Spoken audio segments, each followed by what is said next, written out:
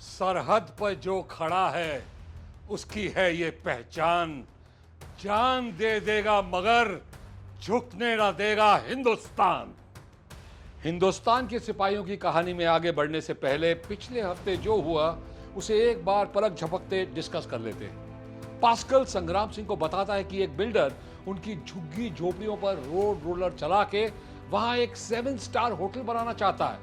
उन्हें धमकी दी गई है कि बस्ती की वो जमीन अगले 7 दिनों में खाली हो जानी चाहिए वरना अंजाम बुरा होगा।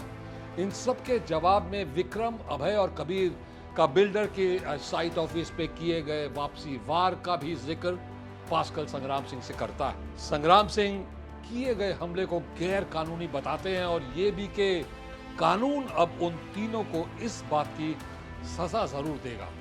पास्कल संग्राम सिंह से दरख्वास्त करते हैं कि वो पुलिस की बस्ती में आने पर वहां मौजूद रहे वरना कुछ भी हो सकता है। संग्राम सिंह पास्कल को समझाते हैं कि उन सबको संग्राम सिंह की नहीं बल्कि एक सही अथॉरिटी या फिर एक काबिल वकील की जरूरत है। संग्राम सिंह की यह बात पास्कल को दिल पे लग जाती है।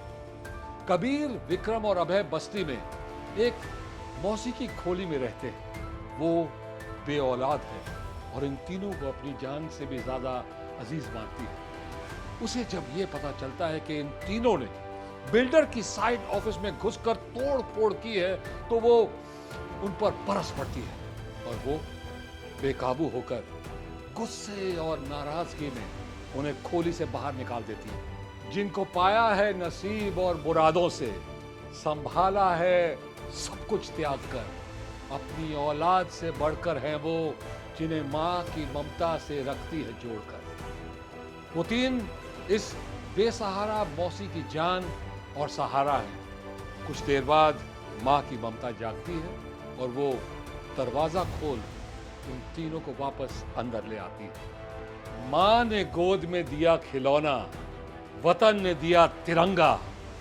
एक ने प्यार से जीना सिखाया, दूसरे ने मुस्कुरा के मरना। दोनों हैं प्यारे, दोनों की है आन बान और शान, मगर सबसे पहले मेरा हिंदुस्तान। भारत माता की जय। हिंदुस्तानी